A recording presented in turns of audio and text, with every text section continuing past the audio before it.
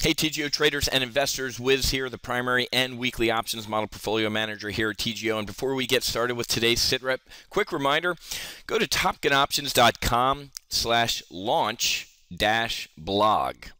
Launch-blog, and make sure you register for the 3 live trading sessions that I'm going to knock out this week.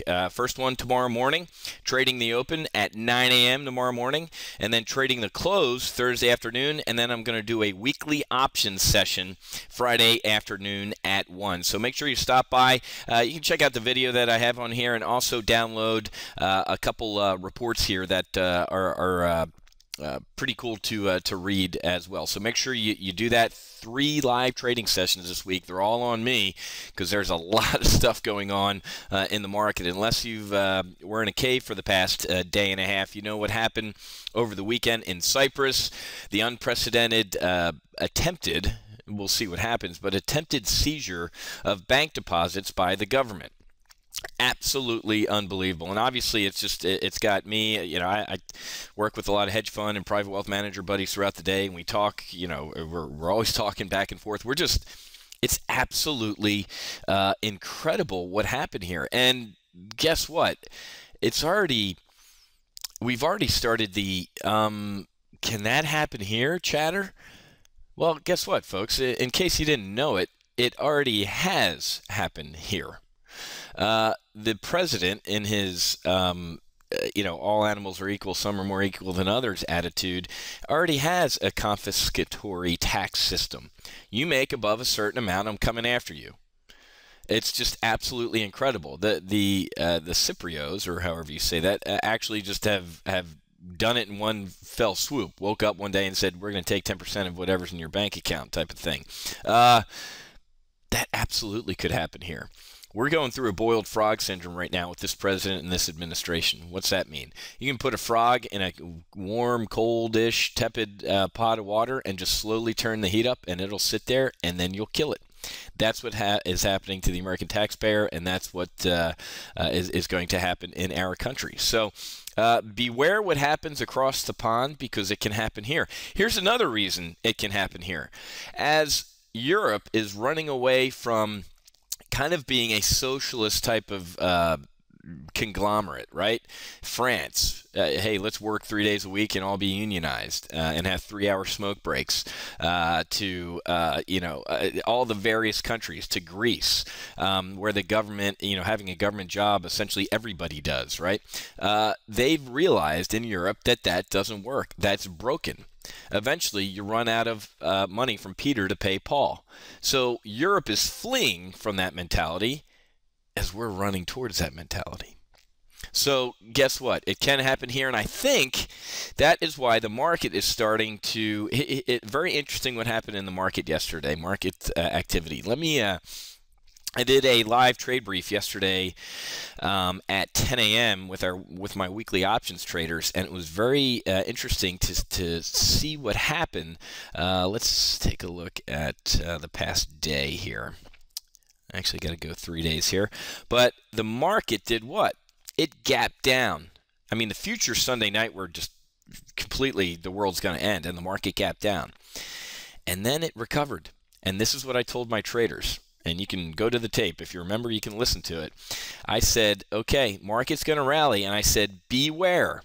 I said, beware, because half the time when I see this happen, of course, halfway through the day here, people, central banks came out and said, Mario Draghi, the president of the ECB, and, more or less our Ben Bernanke over there, said, you know what? Anything bad happens, if there's a run on banks in Cyprus or across Europe, I got a printing press in the back of my Fiat, and I'm just going to print euros. Don't worry about it. I'll give you a ton of euros to cover anything. And that's kind of why the market said, oh, wow, all right, that's kind of good news. And then after all the traders in New York and Chicago got done drinking or playing racquetball during lunch, they got back and said, holy crap, this is actually horrible news.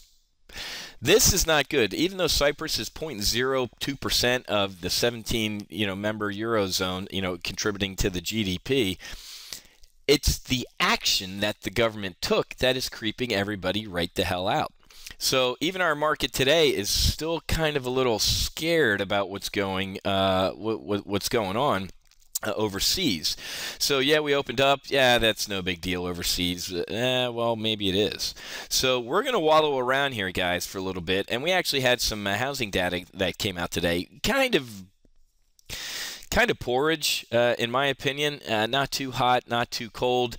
Building permits, yeah, they were a little stronger. So, of course, Comedy Central and all the 500-pound heads are going to seize on this number. Hey, building permits, the highest in a couple years or whatever. You want to take a look at this number? The month before, it was actually revised down. So from 0.93 million to 0.9 million. So maybe some good news, so this is kind of lukewarm, and housing starts came in flat. But all eyes are going to be on the FOMC tomorrow, folks, obviously, and what the Bernac says about what they're doing with quantitative easing. We know the federal funds rate is going to be that because he's told us it's going to be that for the next couple years, but we're going to need to listen to his words. Thursday, normal weekly unemployment claims, the Philly Fed. Existing home sales, so we'll really see if we're getting a turnaround in housing. But the Conference Board is going to be the biggest number this week. It's just like the University of Michigan Consumer Sentiment number on Friday. This one is a forward-looking read of just about everything, from housing to the stock market to credit trends to consumer confidence. Big number for the week. So it's going to be an interesting week. That's why I strongly recommend you attend one of those live trading sessions I'm going to do. Just did a primary live trade brief, put a bunch of new trades on, but also just put on this new weekly trade on Apple, a weekly bear call spread that expires this Friday on Apple, the 460-465 bear call spread, and we're already up about $170 on it in about an hour, up $180 in an hour. Why? Let's take a look at a chart of Apple. So Apple's caught a bid in the past couple days. Let me pull up the 3-day chart here. So look at this. Here's Friday. Gap up on Friday, and then a nice run. Why? The Galaxy, the Samsung 4 Galaxy launch sucked. Well, I don't mean to be frank, but that's more or less what it did. It wasn't that great. It was porridge. So people looked and said, huh, yeah, that was your normal launch with movie stars and celebrities and fireworks, inexplicable fireworks, and just not it was kind of an moment. So people said, all right, maybe it really isn't over for Apple. And Apple caught a bid as the Galaxy launch kind of floundered around. But guess what, folks? That also means it's over for Samsung. This supports my strategic view that it's over for Apple as well. It's over for all of them. All of these handset makers have become commoditized. They're airlines, folks. Wake up. Here's how airlines work. American Airlines, new fare sale from Miami to JFK, $200. Spirit Airlines comes out and says, really? Guess what? For that same route, we'll charge you $150. And then JetBlue comes out and says, oh, check this out, guys, $125. So a business model based on bankrupting your competitors doesn't work. And that's where the handset wars are going.